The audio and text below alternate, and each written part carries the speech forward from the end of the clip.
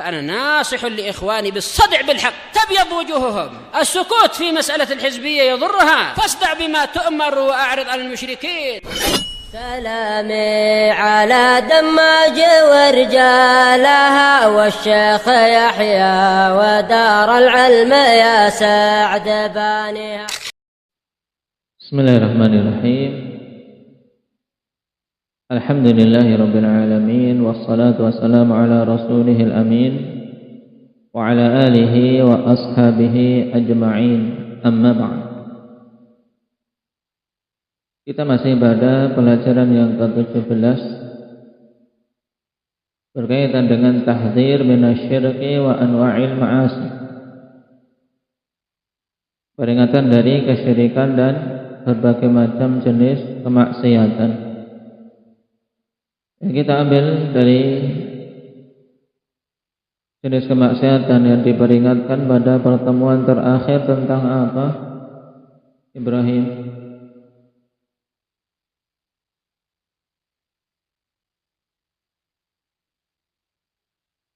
Tentang ghibah. Apa itu ghibah, Yusuf?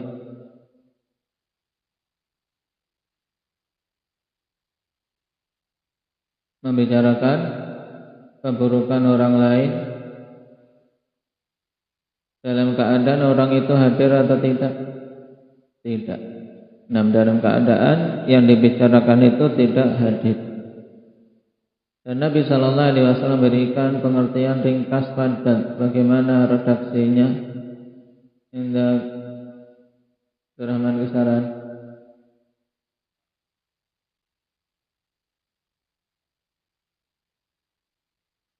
Dzikruka akhaka bima yaqrah.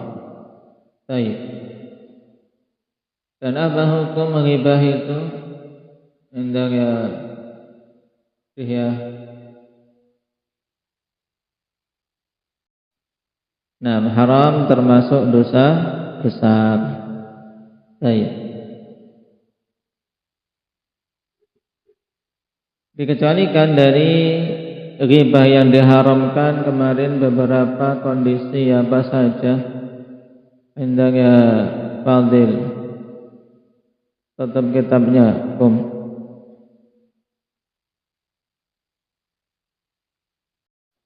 Nah, barakallahu fikum, itu 7 kondisi yang dikecualikan. Tadallum, untuk melaporkan kezaliman. Istifta, meminta fatwa sehingga butuh untuk menceritakan kejadian secara sebenarnya atau sifat seseorang secara sebenarnya.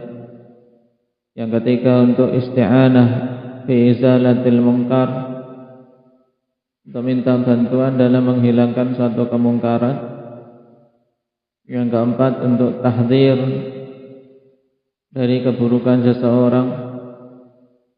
Kemudian yang kelima, musyawarah, dalam rangka musyawarah minta pertimbangan ketika mau menikahi seseorang atau bertetangga atau bekerja sama dengan seseorang. Dan yang keenam, pada orang yang fasik yang terang-terangan. Kemudian ketujuh, ini sebenarnya bukan ghibah, tapi ini adalah ta'rif, yaitu ketujuh adalah apa? Dalam penyebutan laqab seseorang dengan sesuatu yang dikenal, walaupun itu berupa aib, tapi bukan sebagai bentuk celaan, tapi sekedar ta'rif, sebagai pengenal, seperti A'raj, A'mash, dan seterusnya. Sekarang kita masuk pada pembahasan berikutnya. Qala Syekh rahimahullahu ta'ala, wan namimah, di antara dosa besar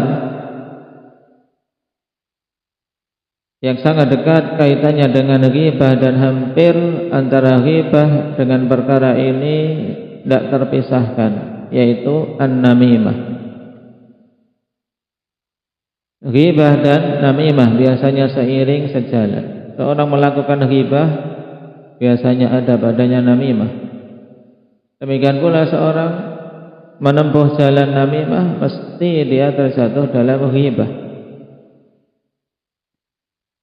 Qala an-namimatu hiya naqlu kalamin nasi ba'dihim ila ba'din ala jihatil ifsad.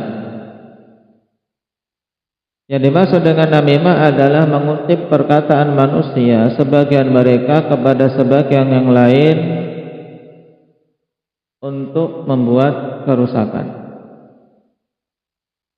Di sini yang menjadi pembeda antara menyebar kalimat-kalimat yang padanya kebaikan dan menyebar perkataan-perkataan para ulama serta faedah-faedah dari mereka.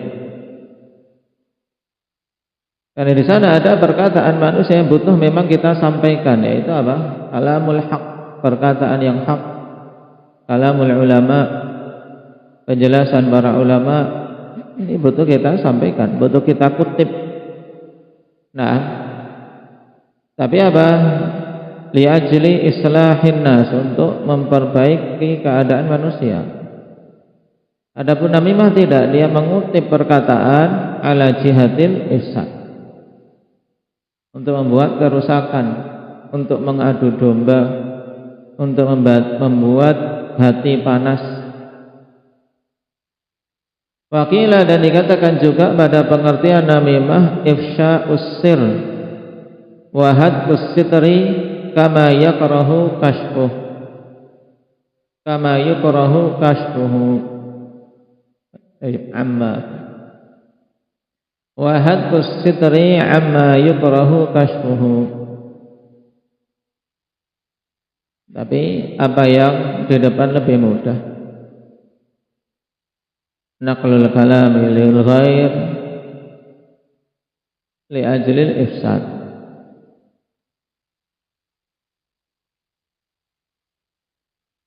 Dikatakan tentang pengertian namimah yaitu ifsya'us sir, menyebarluaskan suatu rahasia. Wa hadkus sitri amma yukrahu kashfuhu, dan apa? Menyingkap suatu hal yang tertutup dari perkara-perkara yang dibenci untuk diungkap. Sesuatu yang tertutup, sesuatu yang disembunyikan, kemudian seorang apa? Berusaha untuk bicarakan, dia bongkar. Nah, agar terungkap, agar menjadi buah bibir manusia. Baik. Ini lebih luas dari sekedar istilah namimah tadi.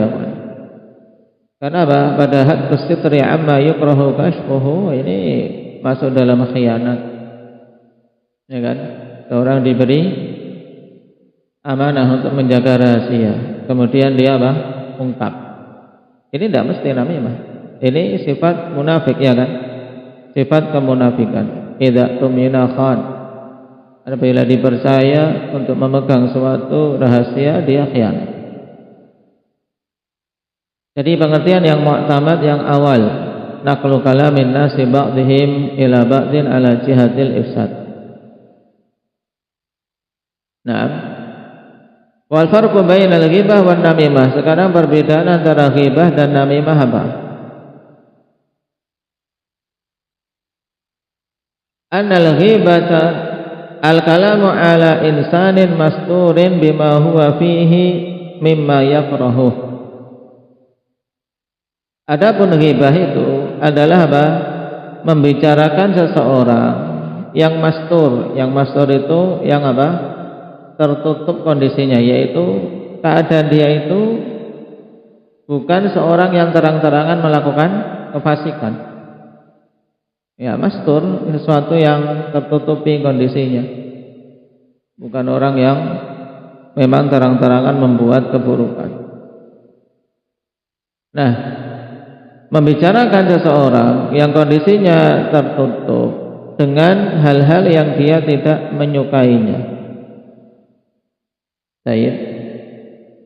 Misalnya seorang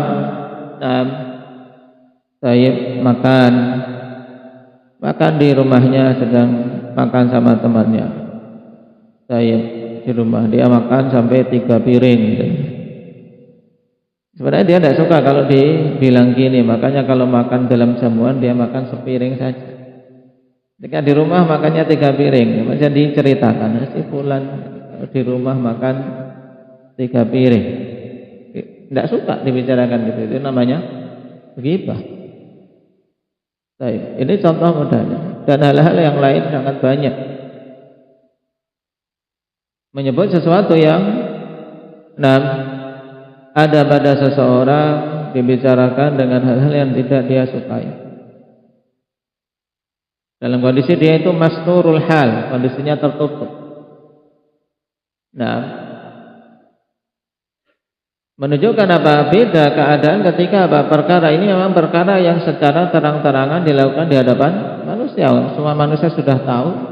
Ketika dibicarakan beda makna. Qala amman namimatu fahiya naqlu kalamin sadirin 'anil ghairi bughiyatal ifsad. Adapun namimah, jadi maksud adalah apa? Mengutip perkataan yang muncul dari orang lain dengan tujuan untuk membuat kerusakan. Yaitu kerusakan yang jelas adalah kerusakan hubungan. Untuk membuat apa? Kerusakan hubungan antara orang yang dibicarakan tadi, yang dikutip perkataannya, dengan orang yang kita sampaikan perkataan itu kepadanya.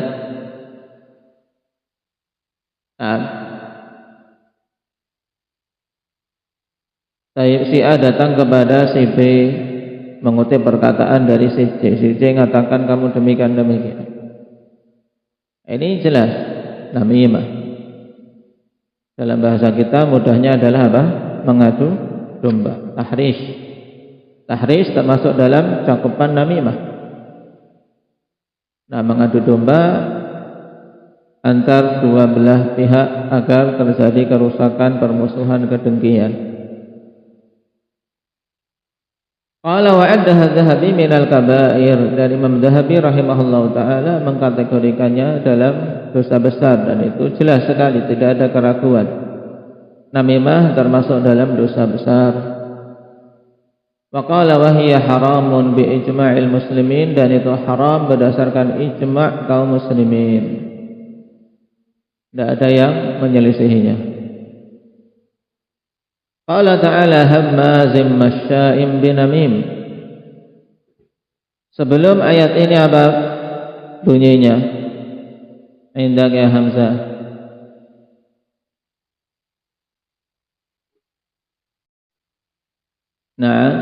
Wala tuti' kulla hallafin mahin hammazim masya'im binamim. Jangan engkau ikuti setiap orang yang banyak bersumpah, yang hina, yang suka mencela, mencaci maki, menyindir-nyindir manusia, masya'im binamim, yang apa? Yang berjalan di muka bumi dengan membawa namimah. Dan hal ini akan pada masa sekarang terkadang malah menjadi apa? Menjadi suatu profesi. Orang kok profesinya hammazin masya'im binam. Jadi profesi untuk apa? Membicarakan manusia. Entah itu yang dibicarakan penguasa atau yang dibicarakan orang untuk dijadikan bahan lelucon, musibah. Majlis zur. Baik. Di antara golongan yang kita dilarang untuk mengikutinya adalah apa? Mengikuti orang yang suka mencaci maki dan suka berbuat namimah. Tidak usah diikuti namimahnya, karena orang melakukan namimah agar kita membenci pihak lain. Jangan diikuti. Wa an Hudzaifah radhiyallahu anhu qala sami'tu Rasulullah sallallahu alaihi wasallam yaqul la yadkhulul jannata nammam. Hadis rawahu Muslim. Tidak akan masuk ke dalam surga nammam, orang yang suka berbuat namimah. Dalam sebagian lafaz qattad sama. Dan tidak akan masuk ke dalam surga, punya dua kemungkinan, memang betul-betul tidak akan masuk ke dalam surga dan kekal di neraka. Kapan itu? Indaka arif, ketika dia menghalalkan perkara tersebut, meyakini kehalalannya dalam keadaan dia tahu itu hak. Kemungkinan kedua, tidak akan masuk ke dalam surga, maksudnya tidak akan masuk ke dalam surga dengan serta-merta, yaitu dengan langsung. Tidak akan masuk ke dalam surga secara langsung, tapi dia akan dihukum dulu di dalam neraka. Ini bagi siapa, Raga? Bagi ahli tauhid yang mati membawa dosa namimah dalam keadaan belum bertaubat. Jika Allah menghendaki untuk dihukum, maka dia akan masuk ke dalam neraka sehingga tidak akan masuk ke dalam surga secara langsung. Dan jika telah selesai hukumannya dan Allah kehendaki untuk dientaskan, maka dia akan dikeluarkan dari neraka dan dimasukkan ke dalam surga. Qala wa 'an Ibnu Abbas radhiyallahu anhuma anna Rasulullah sallallahu alaihi wasallam marra 'ala qabrayn faqala innahuma la yu'adzabani wa ma yu'adzabani fi kabir. Thumma qala bala amma ahaduhuma fakana yas'a bin namimah.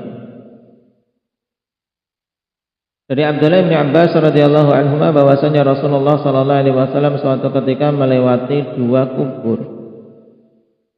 Kemudian Nabi berhenti dan mengatakan sungguhnya keduanya ini sedang diazab. Dan dari mana Nabi sallallahu alaihi wasallam tahu seperti ini? Indah ya sakit. Dari mana?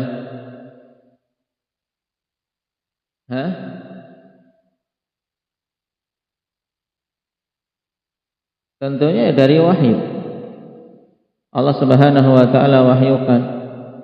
Nah, Allah berikan kepadanya ilmu tentang perkara gaib ini pada saat tersebut. Kenapa? Mengetahui seorang yang dikubur terazab perkara gaib atau bukan? Perkara gaib.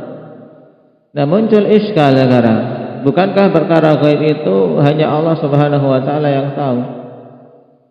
Kalau di sini Nabi tahu bagaimana ini wafat.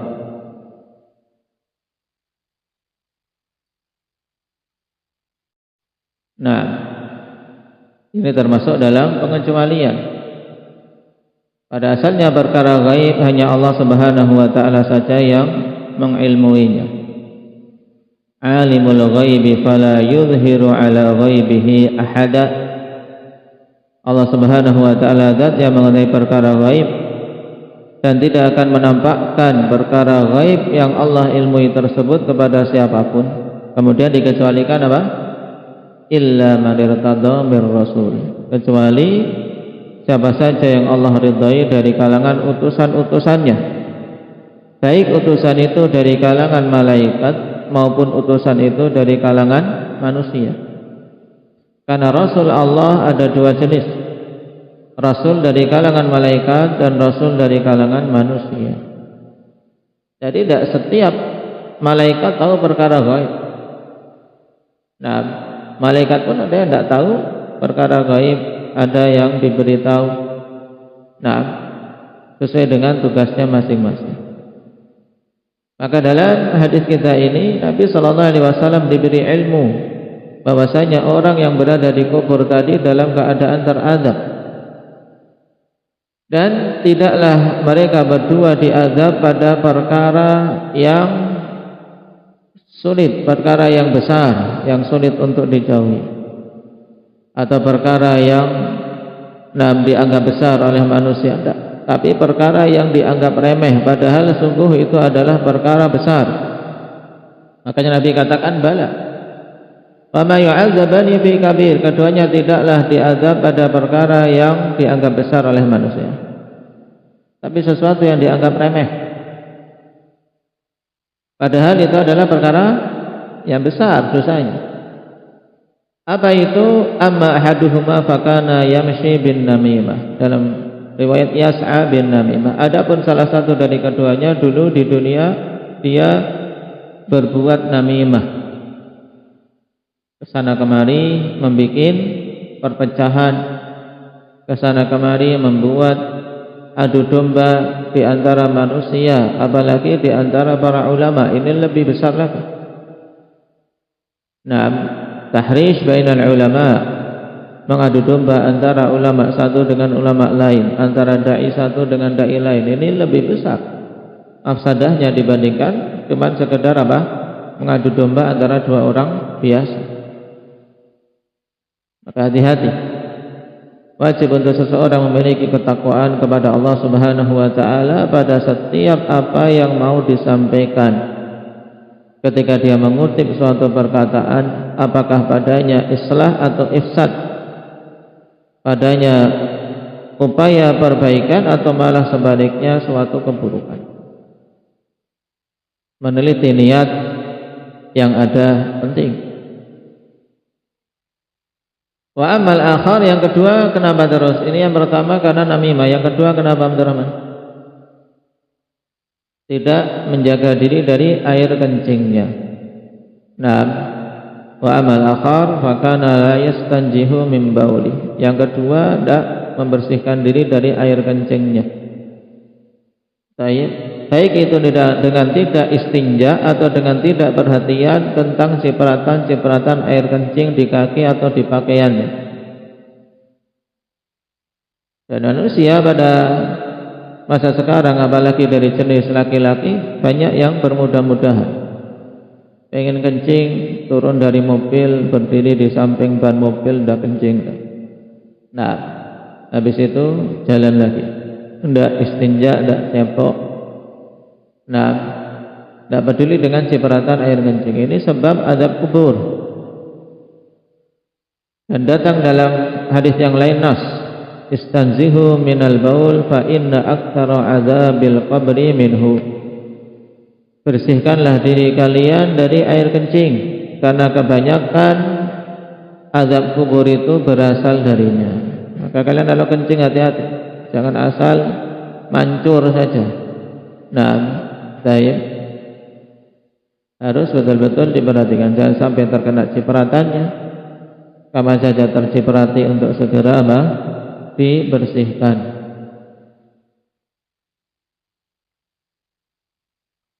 Ila anqala fa akhadha jaridatan ratbah fa shaqqaha nisfain. Kemudian Nabi sallallahu alaihi wasallam pun mengambil jaridatan ratbah, yaitu pelepah kurma yang masih basah, kemudian dibagi menjadi dua. Wa gharaza ala kulli qabrin wahidah, kemudian Nabi menancapkan pada masing-masing kubur satu. Wa qala la'allahu yukhaffafu anhuma ma lam yaibasa, semoga diringankan atas kedua orang ini azabnya selama pelepah kurma ini belum kering. Dan ini juga perkara yang menjadi kekhususan Nabi sallallahu alaihi wasallam, akhwan. Ini tidak bisa kita tiru. Kemudian kita lewat kubur, ya kita daripada pakai pelepah kurma, tidak ada, pakai bunga saja. Kita taburi bunga selama masih bunganya belum mengering, semoga diringankan azabnya. Bisa tidak kias ini? Minta ke Ali. Kenapa?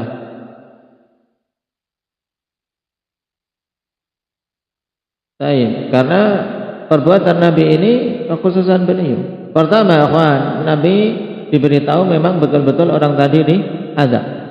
Ya, kalau kita kemudian mencontoh sebagaimana dilakukan oleh banyak orang, tabur bunga biar azabnya diringankan, bahkan sebagian sudah biar hidup terus, tanami saja pohon di atasnya. Nah, agar didoakan, tidak ada faedahnya. Saya bahkan terjatuh dalam kebid'ahan. Pertama, akhwan, karena berarti menuduh orang yang di bawah diazab. Kita tahu dia diazab atau dia dapat nikmat dari mana? Ya kan? Tidak tahu dia diazab atau tidak. Sedangkan Nabi memang betul-betul tahu yang di bawah, yang dikubur itu diazab. Yang kedua, para sahabat, akhwan, tidak meniru. Ya, tidak ada satu riwayat pun dari para sahabat yang hadir itu kemudian sudah, kalau demikian saya ikuti saja, nggak usah dibelah pelepah kurma, pokoknya saya letakkan pelepah kurma di atas kubur saudara-saudaraku, semoga diampuni. Tidak ada satupun yang mencontoh perbuatan ini. Karena para sahabat tahu ini kekhususan beliau. Kekhususan beliau. Nah, Sayyid, makanya tidak bisa ditiru dan tidak bisa dikiaskan kemudian diganti dengan bunga-bunga ditaburkan di atas kubur. Tidak ada kemanfaatan sama sekali. Qala fan-namimatu sababun li'adami dukhulil jannah wa sababun li'adzabil qabr. Sehingga namimah merupakan sebab tidak bisa masuk ke dalam surga secara langsung dan juga sebab mendapatkan azab di alam kubur. Wa hal yumkinu an yakuna naqlu kalamil insan fil insani nasihah? Mithlu an yara syakhsan maghruran bi syakhsin yufdi ilaihi asrarahu wa yulazimuh wa syakhsul akhar yufdi asrara sahibihi wa yakhda'u fa innahu yuhadzaru syakhsu wa yuqalu lahu innahu yanqulu kalamaka linnasi wa asrar innahu yanqulu kalamaka linnasi wa asrar fa hadza min babin nasihah laisa gharduhu an yufarriqa bainan nas walakin gharduhu an yusbin nasihah.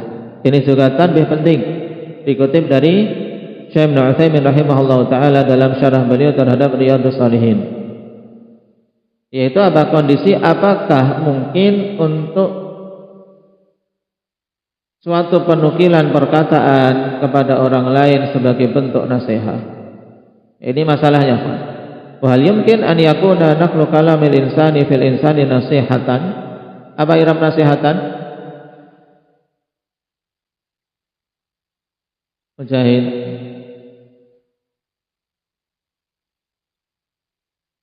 Khabar yakun. Apakah mungkin mengutip perkataan seseorang kepada orang lain sebagai bentuk nasihat? Maka jawabannya apa? Mungkin. Jawabannya mungkin. Kenapa? Karena tujuan orang mengutip kalam berarti kalau namimah itu mengutipnya tujuannya apa? Membuat kerusakan. Kalau mengutipnya untuk membuat perbaikan sebagai bentuk nasihat, bisa tidak? Bisa. Nah, contoh ya, seseorang melihat orang lain tertipu dengannya. Ya, seseorang tertipu dengan orang lain. Misalnya si A. Ya. Kita melihat si A tertipu dengan si B. Ya, pokoknya dia percaya sekali pada si B ini.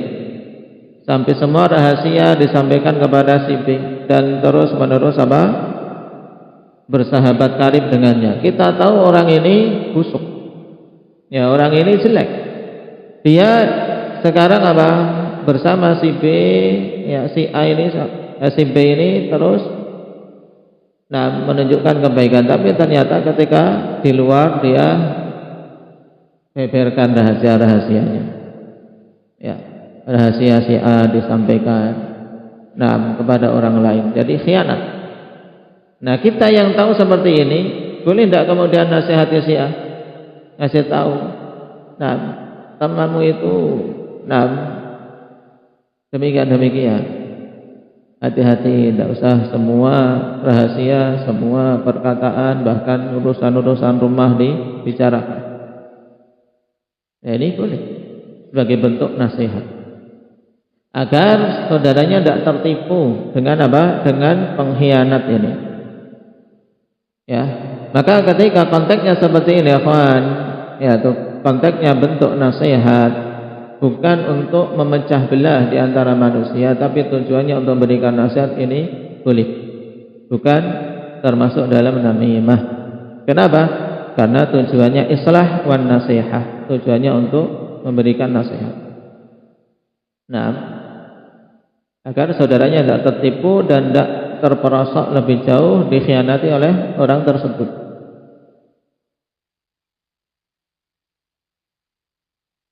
Qala Syekh rahimahullahu taala wa ghairu dzalika mimma nahallahu azza wa jalla anhu aw rasuluhu sallallahu alaihi wasallam, dan yang selain itu dari perkara-perkara yang dilarang oleh Allah dan Rasulnya.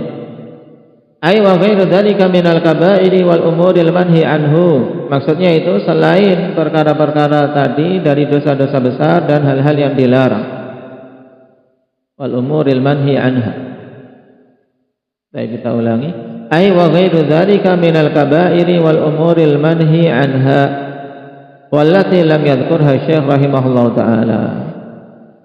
Yang tidak disebutkan oleh Syekh rahimahullahu taala. Contoh, misal al-bid'ah wal ihdaats fid din, seperti kebid'ahan dan membuat perkara-perkara baru di dalam agama. Ini juga dosa yang sangat berbahaya, bahkan ditempatkan oleh iblis dan bala tentaranya sebagai target di atas dosa besar, sebagaimana disebutkan oleh Ibnu Qayyim rahimahullahu taala, urut-urutan bagaimana upaya syaitan menjerumuskan manusia, mulai dari yang paling besar yaitu syirik, kemudian setelahnya bid'ah, baru setelahnya kabair, dosa-dosa besar. Wal kibru wa riya, juga apa? Kesombongan, riya, wal ujub, wal fakhr, bangga diri, wal kadzib, dusta, was sabbu, wasyatam, caci makian, wasukhriyah, mengejek, wal bukhlu wal hasad, kebakhilan dan hasad, wal liwat, naam, perbuatan sodomi, wal ghulul. Apa ghulul? Indah ya, syukran. Mengambil dari apa? Dari sesuatu yang menjadi hak kaum muslimin secara umum untuk diri sendiri, seperti mengambil dari ghanimah untuk dirinya sendiri, mengambil misalnya dia sebagai petugas zakat, nah kemudian mengambil bagian untuk diri sendiri tanpa hak, ghulul. Korupsi masuk dalam ghulul. Nah, wasariqah, pencurian, kemudian wa qatlil mar'i nafsah, bunuh diri, ini juga dosa besar. Wa tashabbuhir rijal bin nisa wal aks, tashabbuhnya laki-laki dengan wanita dan wanita dengan laki-laki, sebagaimana telah kita lewati. Wad dayyasah, apa dayyasah? Apa? Tercabutnya sifat kecemburuan, di mana seseorang tidak peduli dengan perbuatan-perbuatan buruk yang dilakukan oleh keluarga atau orang-orang dekatnya. Perzinaan di keluarganya, dia tidak merasa cemburu. Wal'iyadzubillah. Wal khiyanah, khianat, wakatmil ilmi, menyembunyikan ilmu, wat taswir, menggambar makhluk yang bernyawa, wa isbalith thiyab, isbal pada pakaian bagi laki-laki dengan memanjangkan celana atau sarungnya atau jubahnya sampai di bawah mata kaki. Ini juga telah kita lewat. Baik yang menyombongkan diri maupun tidak menyombongkan diri, semuanya terjatuh dalam keharaman. Walaupun yang memanjangkan pakaiannya dalam keadaan sombong itu lebih besar ancamannya. Walubsil hariri wal dhahabi lil rijal, memakai sutra dan emas bagi para lelaki, ini juga dosa besar. Wa tarki salatil jamaah min ghairi udhrin, meninggalkan salat berjamaah tanpa udzur. Wa sabbi ahadis sahabah radhiyallahu anhum, mencaci salah satu dari kalangan sahabat, ini juga termasuk dosa besar, bahkan bisa sampai tingkatan apa? Tingkatan kufur. Nah, wa dhabitul kabirati sabaqa dzikruhu fi awwalid dars, dan dhabit suatu dosa masuk dalam kategori dosa besar telah kita lewati penyebutannya di awal pelajaran, yaitu semua dosa yang datang ancaman yang menunjukkan itu lebih dari sekedar dosa kecil, adanya ancaman neraka, ancaman hukuman, atau adanya hukum had di dunia, atau juga ada kalimat laisa minna, bukan termasuk golongan kami, dan seterusnya. Wa huwa kullu ma'siyatin tarattaba 'alaiha haddun fid dunya aw 'idun fil akhirah, au ghadabun au tahdidun au wa'idun binafyil iman. Ini diulang lagi. Diingat-ingat ini dhabit dari dosa besar. Itu semua kemaksiatan yang berakibat hukum had di dunia atau ancaman di akhirat atau kemurkaan atau suatu ancaman tertentu atau ancaman dengan tidak adanya keimanan pada diri pelakunya. Maka ini masuk dalam kategori dosa besar. Menunjukkan dosa besar itu banyak, bukan hanya 7, tapi banyak. Yang kita semua dituntut untuk menjauhi dosa-dosa besar tersebut. Dan di antara faidah menjauhi dosa besar, yaitu dengan sebab seorang menjauhi dosa besar akan apa? Dihapus darinya dosa-dosa kecil. Berarti apa? Meninggalkan dosa besar termasuk sebab diampuninya dosa-dosa kecil. Makanya ketika seseorang menjauhi suatu dosa, hadirkan dalam dirinya aku menjauhinya karena Allah Subhanahu wa taala. Kita tidak minum khamar bukan karena tidak punya duit, bukan tidak punya kesempatan, tapi karena memang karena Allah. Bukan karena tidak selera, tapi karena memang Allah melarangnya. Baik. In tajtanibu kaba'ira ma tunhauna anhu, in tajtanibu kaba'ira ma tunhauna anhu, apa balasannya? Nukaffir ankum sayyi'atikum wa nudkhilkum mudkhalan karima. Ini dalilnya di surat An-Nisa ayat berapa? Sekitar 30-an. Dicek. Jika kalian menjauhi dosa-dosa besar yang kalian dilarang darinya, maka nukaffir ankum sayyi'atikum, akan kami hapus dari kalian dosa-dosa kalian, kesalahan-kesalahan kalian. Maksudnya apa? Dosa-dosa kecil. Jadi terhapusnya dosa-dosa kecil syaratnya apa? Kita menjauhi dosa-dosa besar. Wa nudkhilkum mudkhalan karima, dan akan kami masukkan kalian ke tempat yang mulia.